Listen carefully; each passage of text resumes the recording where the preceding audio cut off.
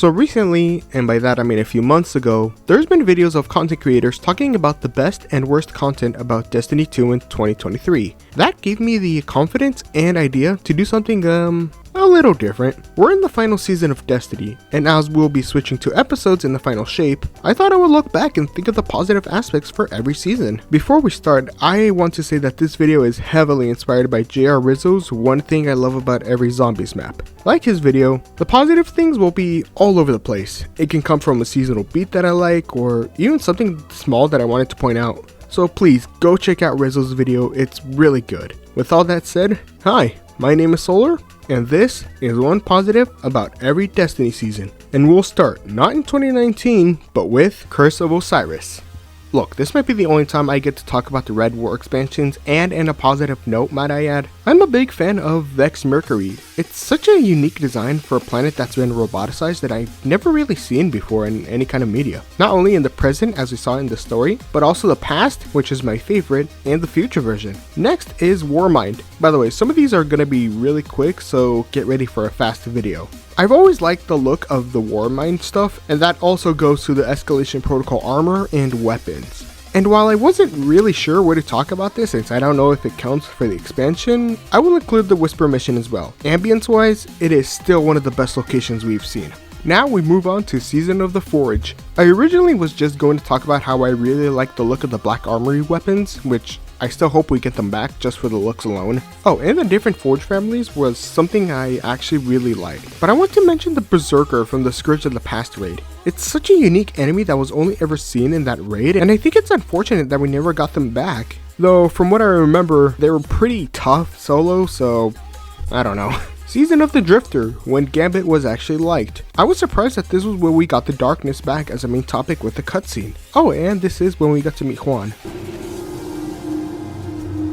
A horse. Season of Opulence. I like this season, but think it's kind of overrated. Specifically with the weapons, but that's a conversation for never. The thing I liked the most was Galron. His encounter had just about everyone involved, and like off topic, I really hope the Final Shapes raid can bring us back to that kind of system. I also liked the tribute haul even though it costed way too much, and the crown revealing a bunch of hive symbols was pretty cool. In Shadowkeep, we would move on from what was basically a pre-seasonal model to the official version. One we have been stuck with for 4 years? God, I feel old. Like, that's not even a joke. I have been playing this game for a long time. And with that, we start with Season of Undying. I never got to play this season, but I like the cinematic trailer used for the promotion, and the armor stitch, which I think should have been in the Garden of Salvation raid, which would have given it something. Yeah, I got nothing else. Moving on. Next is Season of Dawn. I gotta give this to Saint 14. Once a legend from the past, now came back due to the sundial, and every time he appeared, he was always the coolest.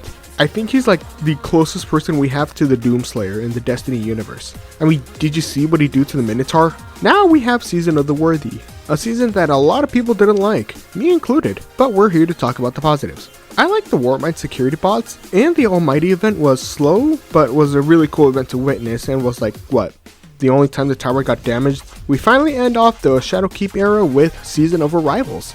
I love the two swords they gave us. They're pretty much their legendary versions of the exotic swords from D1, but these versions were insane and they kinda still are even after all the nerfs, especially Fallen Guillotine. Also, if anyone from Bungie is watching, could you possibly revert the ammo consumption of heavy ammo, please? I mean, they recently buffed caster frames, so one can wish? Now we head to the Beyond Light era. I'm going to be truthful, I have a lot of love for this year, as this was when I really got back into Destiny 2 again. And we start that off with Season of the Hunt. The season I say was barely worth the $10, and I really do mean that. This was pretty bad. We finally got to see what Crow was up to, and what was there was actually pretty great, especially with his ghost being a mini trap in case he skirted off. Like, Spider, what the fuck? I also want to include the Hawkmoon mission because I find it disappointing we never got it back in the exotic cycle. I actually really liked it. We got to go inside the dam, and this was when we started to get random rolled exotics. Next is Season of the Chosen. I could have gone for the easy part and just talked about the Dead Man's Tale mission, which is fantastic, but I'm gonna give it to Kaido. She is one of the best characters we have gotten up to this point, actually. Overall, I think the characters introduced in the Beyond Light era felt like they were given a lot of love and effort put into their their characters, but that's a conversation for another time. I also like the proving battlegrounds,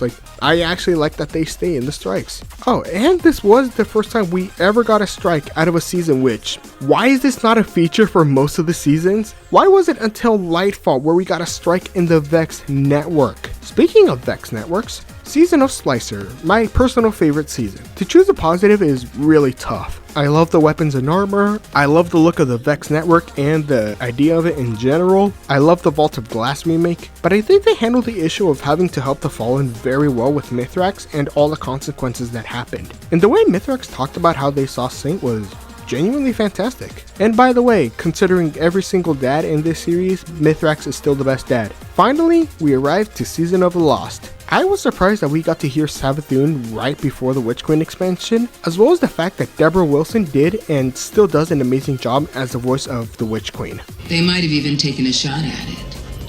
R.I.P. Cade. I'll also give a quick shout out to the 30th anniversary. Such a cool thing that was done that also helped with the fact that Witch Queen was delayed. I would say I wish we got that for the final shape delay, but I'm perfectly okay waiting for them to just, put everything they have into the DLC. And as we spoke about the Witch Queen, we made it to the Witch Queen year, and we start off with Season of the Risen. My favorite positive would definitely be the story. I was shocked that Saladin was going to be taken into the Cabal War Table, and I even appreciate now that they keep that story consistent. I also like the fact that canonically, this is how Iron Banner actually got good again. I do wonder what they'll do with this plot point in the future. I think having a conflict with the Rebel Scions and using the fact that a Guardian is in the War Council could be used to make others defect would probably be a cool story to see. Next is Season of the Haunted. My favorite positive shouldn't count, but it's the fact that this trailer released a few hours before the season came out and everyone was freaking out, Bungie included. But the real positive is the Leviathan. I was so happy being able to see this place come back, but it being covered by egregore. Visiting the royal pools and gardens as an open area gave me massive nostalgia the first time I saw it. Season of Plunder. This one was pretty easy to think about. The cutscene of Saint and Osiris. I said it before, but I'll say it again. Seeing these two finally together just makes me happy. Oh, and Ido. I like her. Now we move to Season of the Seraph. I love Clovis. I love how much of a bastard he is to everyone with his ego, and the cutscene that was talking about him was also really good. I also want to mention the final cutscene. Even though Lightfall really didn't follow up with the stakes we had here, it's still one of the best cutscenes in the series.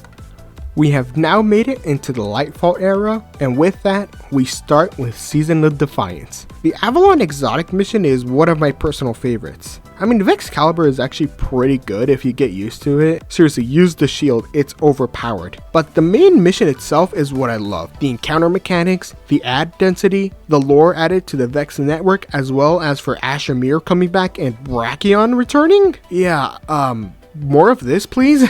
Next is Season of the Deep. While yes, I get it's methane, the underwater aesthetic they went with was great. I love seeing Titan back, Sloan is a badass as usual. I love the armor sets. I also gotta give a shout out to my girl Ziva Wrath. I like that we finally got to hear Ziva's voice after so long, and Kimberly Brooks gives her the perfect voice for the Hive God of War.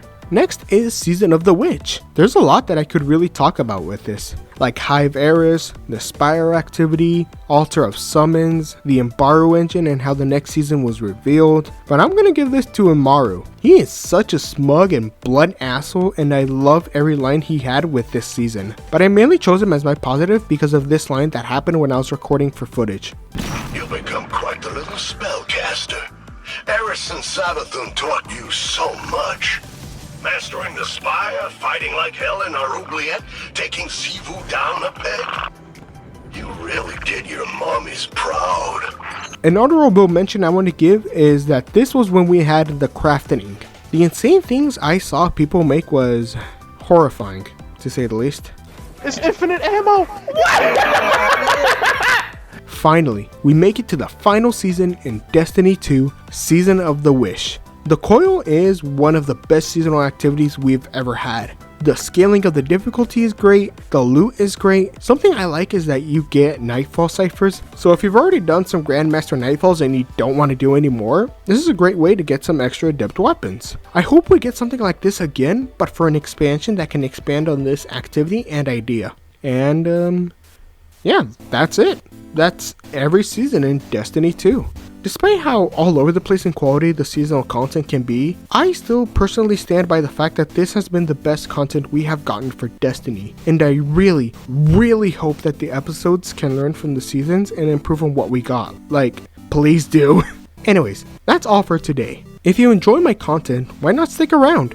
Currently, I'm doing a retrospective on the classic Gears of War games, and I also have a retrospective of Doom Eternal and its DLC. No matter what, thank you for watching, and have a great day.